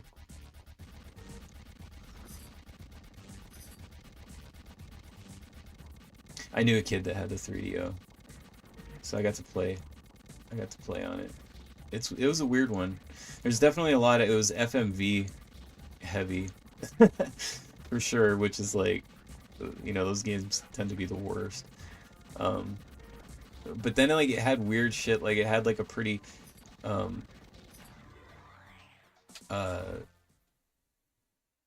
good version of Street Fighter for the time, because it was like, this was 1994. So here's the thing, it was obviously before PlayStation and Saturn, right? So like you couldn't, before PlayStation and Saturn, like you weren't getting any good version of Street Fighter, really. They all had their concessions. But the 3DO one was actually like pretty good. Like it had a really cool soundtrack and the graphics were they were the best at the time. Like it wasn't arcade perfect, but it was pretty close. But then the problem was the stupid controller only had 3 buttons. So it's like you had Street Fighter that like looked good and sounded good, but then you only had 3 buttons. So it was like you had to do that bullshit where you like press start or something and then it would change them to like low, medium, or high kicks and punches. So like if you wanted to switch between, you were constantly like trying to press the start button, and then like it was fucking crazy. So like you inevitably ended up just making them all hard punches and kicks and then just using the 3 buttons. But yeah. Okay, so greed factor 86, trigger happy, bloodbath, killer 23,000. Scotty says we were modded Xbox kids. That's rad though, dude. That's super rad. I don't know if I've told this story on stream or not, but maybe it was Twitter. I can't remember. My memory is so bad, but um, I got a an Xbox from a used video game store, and when I got it home and plugged it in, it didn't go to the normal, like, you know, when you turn on an original Xbox, it's all green and shit. It didn't go to that. It went to some separate sort of like operating system, and I was like, what is this? It's blue. Like, why does it look like this? And then it was fucking modded, and it had like the entire SNES, NES, Genesis. It had a bunch of fucking arcade games on it. Like this thing was loaded. Um, but yeah, it was modded, and I was like, holy shit! Like, did they not check this thing? Like, did somebody just sell it to them and then they just threw it out on the sales floor without testing it? Um, because it was cheap too. I got it in like this was in like 2000. Oh, I don't know, like 12 or 11. I think it was like 2011 or 2012. And I didn't. I paid like maybe like I don't know $75 for it with like one controller, and I got that, and then I got because I wanted to play Doom 3, so like I got Doom 3. Um, and then yeah, I got it home and I was like, holy shit, this thing's totally modded. So yeah, it was fucking awesome. It was like one of the greatest things to ever happen to me. And then like a stupid fucking idiot, I sold it and I don't have it anymore. And I wish to God that I still fucking had it because it was so cool.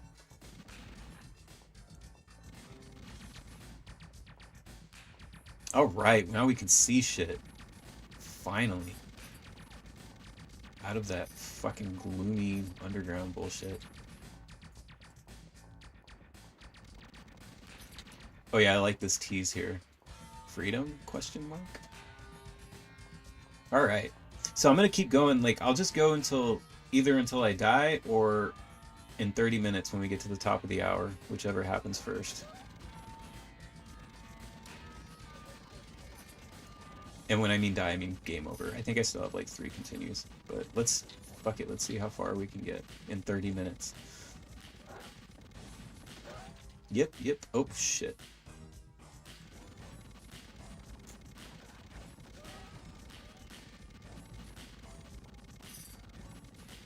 I remember when I first got to this level when I was younger playing this game, it was like there's such a sense of like relief because you're like, God, I'm finally out of this like gloomy fucking underground and I can't fucking see anything. Especially those, excuse me, those last 2 levels with the respawning bullshit, which I totally forgotten about. And the fucking rats. Now I'm like in the prison yard.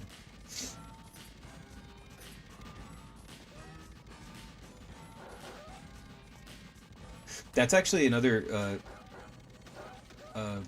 thing that I want to talk about in another book is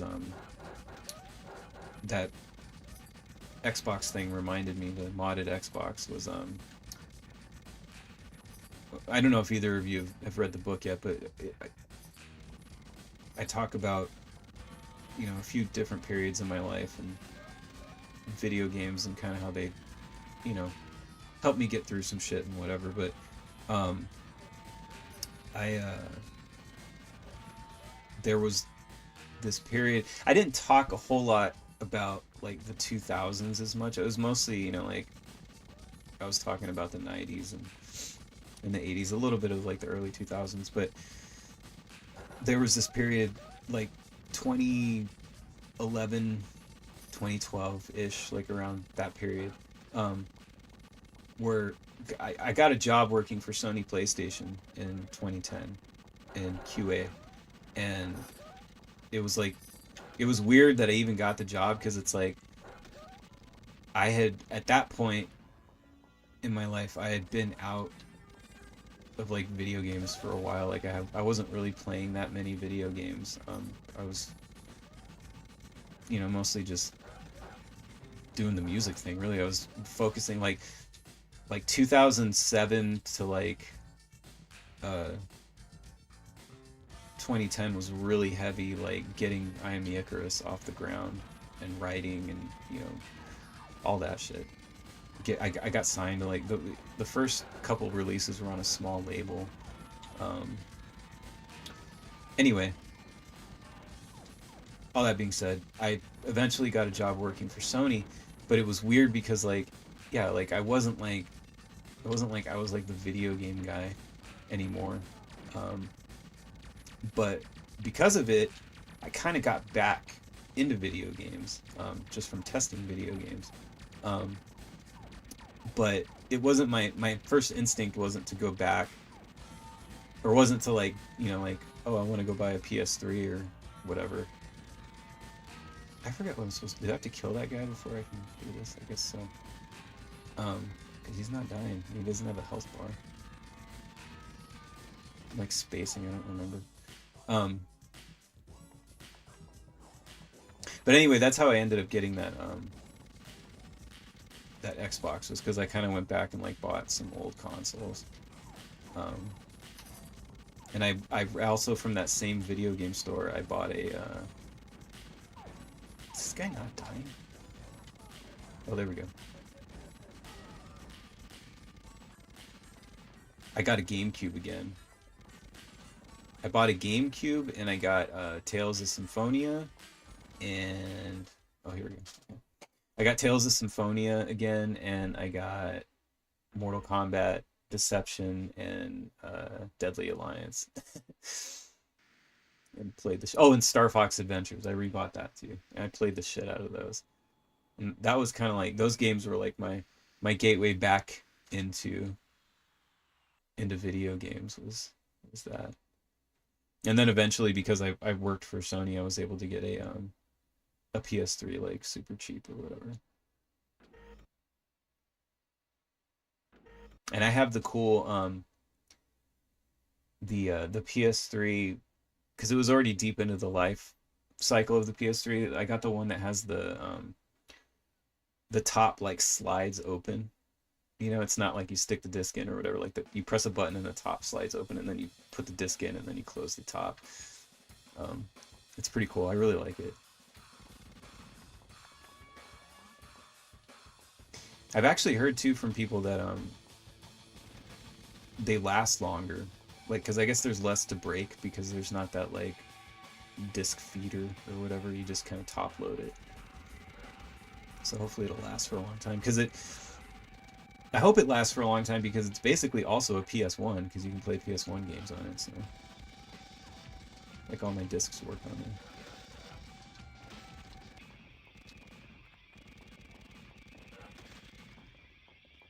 But yeah, I'd like to write about that period in my life.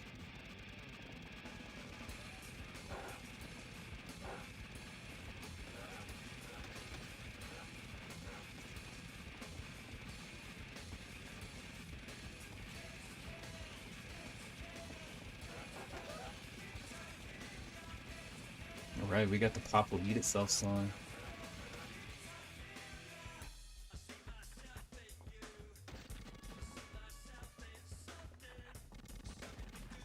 This was so cool, man. When I was a teenager, I was like, oh my god, it's got like this rockin', like, real song, like...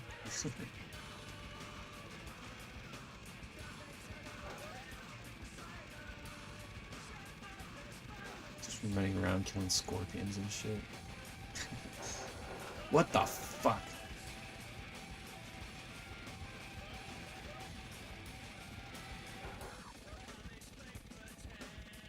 When they get worn, the top doesn't want to stay closed. Well,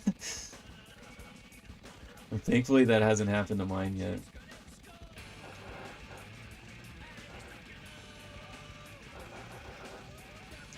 But also it seems like I'm even if that did happen, I could probably just tape it shut or something. Worst case scenario. It's not like some like internal thing that like I wouldn't be able to fix. I am decent at fixing consoles too, because I used to have an eBay store and I would refurbish shit, so.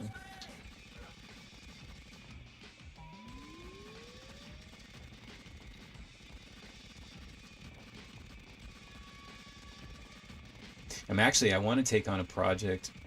We're getting ready to move semi soon, so I'm waiting until we get into our new place. But I wanna try and get a Game Gear, and they make like backlit, like really cool like screens now that you can replace for Game Gear. So yeah, I kind of want to buy just like maybe a Game Gear that the screen's already not working, because you can get them for like super cheap, like 30-40 bucks, because people don't want to take the time to replace the screen. And then yeah, buy one of those new screens and try and install that. Probably have to recap it or whatever, but it's not too hard.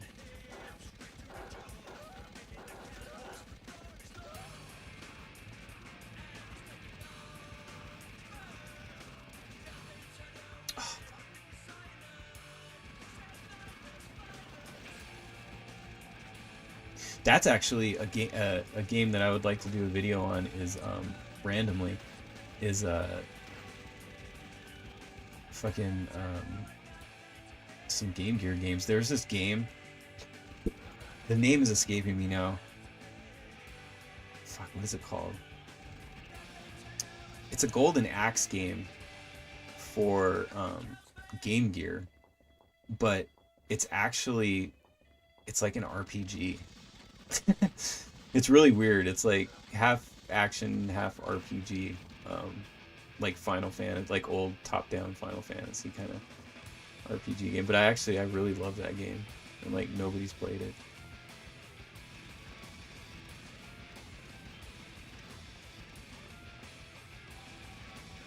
There's also a really super rad Ninja Gaiden game and a Shinobi game. The Master System actually had Sega Master System had a cool version of Ninja Gaiden, because it's not the same version that everybody else got. It's like, I'm pretty sure it was actually in-house developed by Sega, and it's called Ninja Gaiden, but it is not the same game at all, and it's really cool. And again, it's like, not a lot of people played it because not everybody had the Master System. It obviously wasn't as popular as the NES, but it's a really cool game in its own right.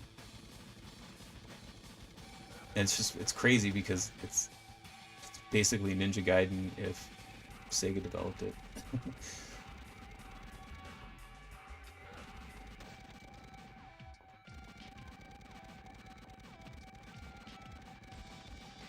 Ah, fuck.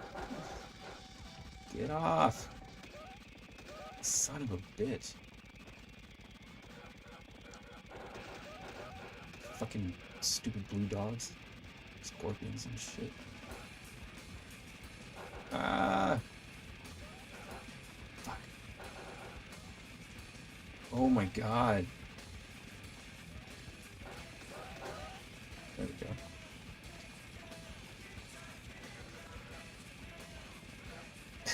I spent that whole time like running away from them that I wasn't paying attention to where I'm going. I don't even know where I am. Is this my last continue? I think this might be my last continue.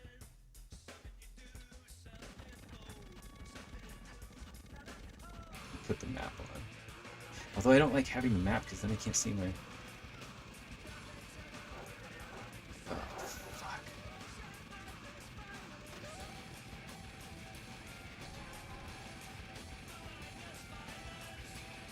This song's so good.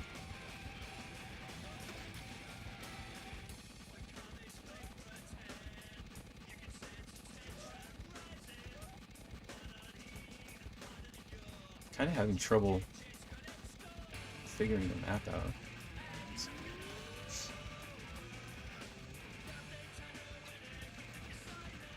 It's like, I guess it turns the walls yellow where I've already been, as opposed to the path. It's highly annoying.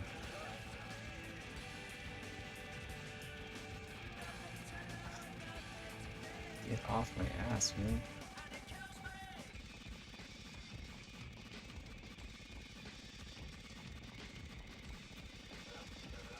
Ooh, I should do some, now that I know that I you know, there's these cables I can buy to like stream actual consoles like this.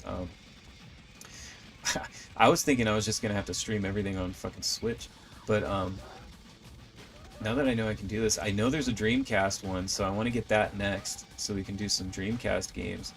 But now that we were talking about it, it would be cool to do. I should get one for GameCube, because it would be fucking rad to do some Mortal Kombat, Deadly Alliance, and Deception. Those games are fucking fun as hell. I'm trying to think how long they are too, and I'm decently good at them, so we could probably,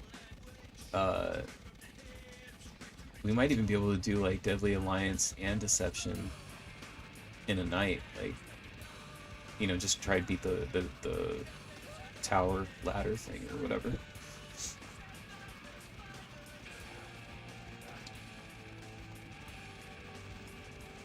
I wasn't really paying attention to the beginning of this level, but obviously I'm supposed to be collecting these things, and I have 3 of them, but I don't know how many I'm supposed to collect.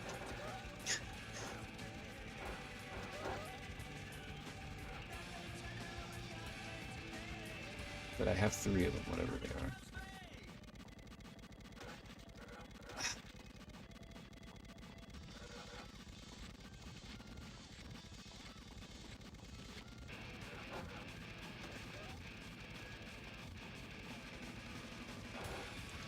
I gotta say, these things might be worse than the fucking rats and the zombies. Pretty bad. Did I already go down here? Oh, fuck.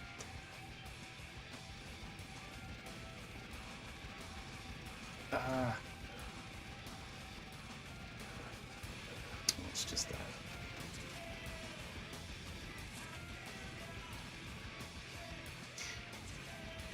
Now I know why they gave you the full fucking song on this level. They're like, it's about to get really fucking hard. Here's the Pop Will Eat Itself song, so you can fucking die. Here's a cool song, Die.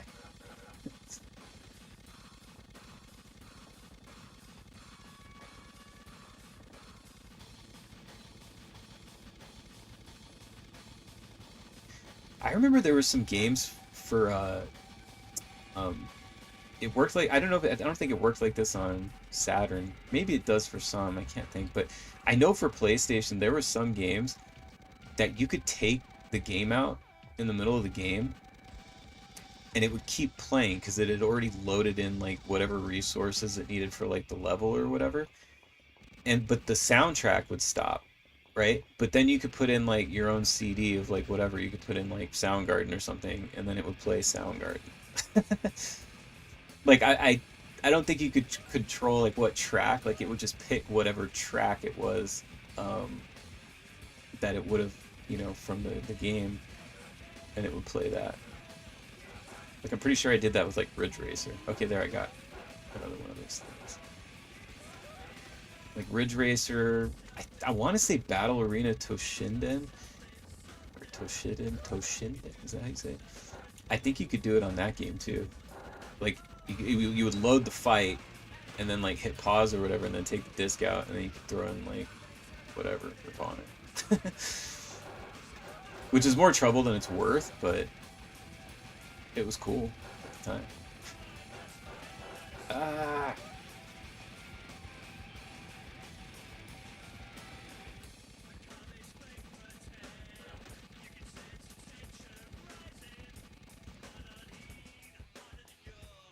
I'm gonna pause so I can read Scotty's chat. I have to remind myself how fun the old MKs are. The franchise has left such a sour taste in my mouth since 11 that I hear MK and I go, ew. Yeah, dude. Yeah, Mortal Kombat used to be the fucking shit. I know it sucks now, and yeah, 11 was fucking trash. Mortal Kombat 1 is fucking trash. But yeah, man, it used to, goddamn, like, they were just, every game they fucking put out there for a while was just awesome. I even liked, oh, what the fuck? That sucked. I even liked 4, and I know 4 gets shit on a lot, but I even had fun with that game. I thought it was cool. Um, I think from the old ones, the only one that I didn't really care for that much. I mean, there's Ultimate Mortal Kombat 3. I actually prefer vanilla um, Mortal Kombat 3 to Ultimate Mortal Kombat 3. But I don't hate Ultimate Mortal Kombat 3. The only one from like back in the day that I didn't really like of the mainline Mortal Kombat games was Armageddon.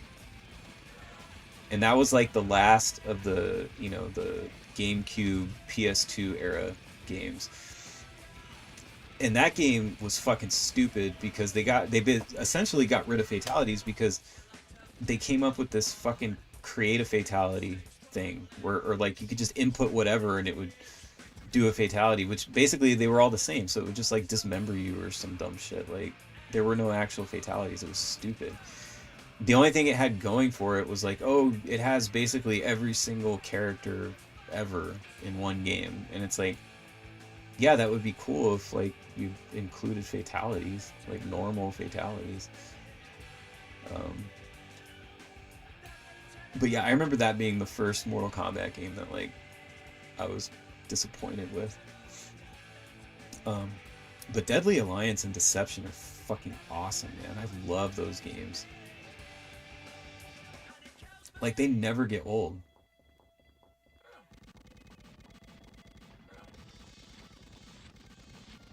Like I'm pretty sure I play them at least, you know, at least once a year.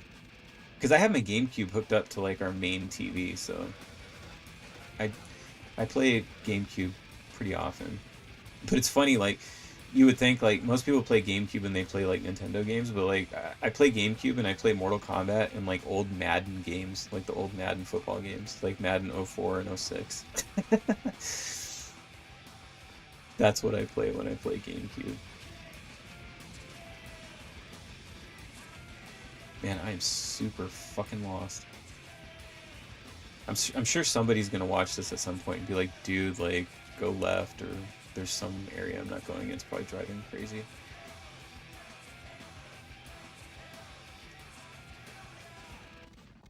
Scotty said, oh yeah, that game was bad. Yeah. Mortal Kombat Armageddon is a piece of fucking shit. And it's like, I get what they were trying to do, and it's like, it could have been cool. They just did not. I just don't understand what they were thinking with this fucking creative fatality bullshit. I don't even know if that's what it was called. I don't know. Was it creative fatality? I don't know. I think there was a character creator too, right? Wasn't that the other thing? Like you could make your own fucking character, but then it was like, yeah.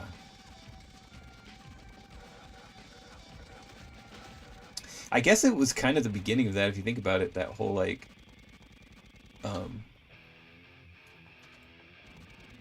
customization thing. Like now, like, you know, everything has a character creator and shit. But yeah, it was like they focused on that too much and the game itself suffered.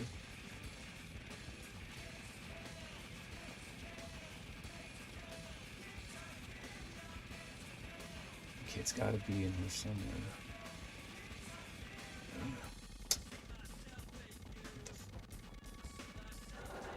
Ah! Fucking blue dog things, man. Okay, it looks like I've... Is that it in this whole fucking area? It can't be right. It doesn't feel right. I'm gonna go back. I had to have missed something. It couldn't have been this whole huge area and there's just nothing here.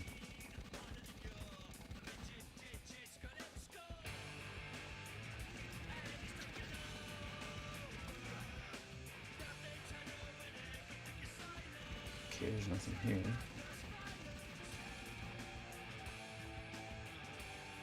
I'm still not tired of this song either.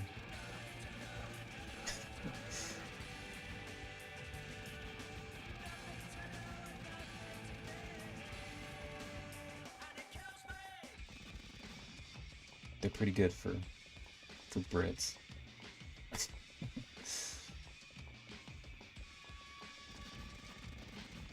What the fuck? I've got 5 minutes here before I'm gonna end the stream, so it's like, hopefully I can get out of here.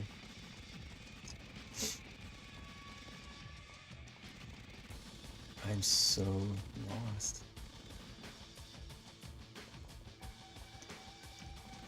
I wish there was a way to make the map bigger. I also hate the way they fucking made it, like, they made the walls yellow to show where you've been instead of the path. Like, it's really confusing.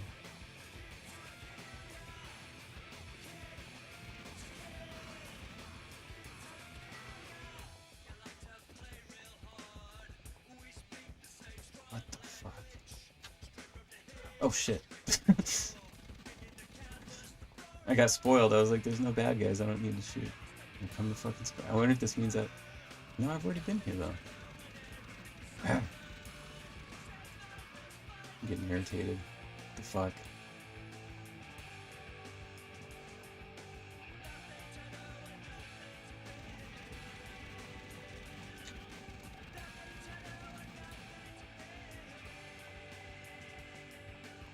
I'm so lost, I'm so lost. I don't know where I'm supposed to go. And it kills me.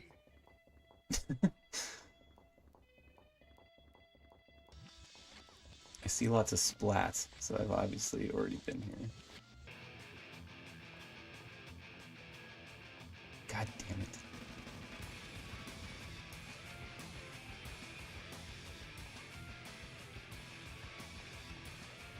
Oh my god, this fucking map. Son of a bitch.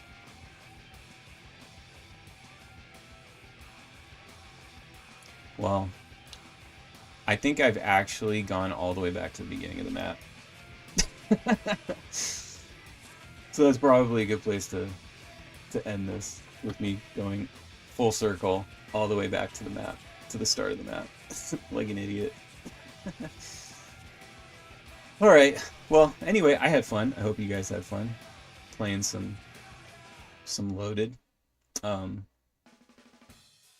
will say this game still holds up. It's still super fun. I mean, there's little things that are annoying about it, but as a whole, like, it's still a blast to just kind of mindlessly run around and shoot shit.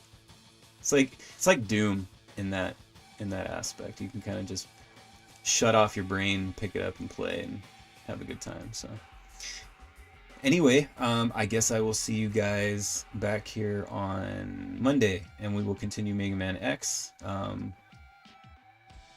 where we just have to do the end of the game, get some items, and then beat the game, and we'll be done. So hopefully we can wrap that up on Monday. So all right, thanks for hanging out, guys.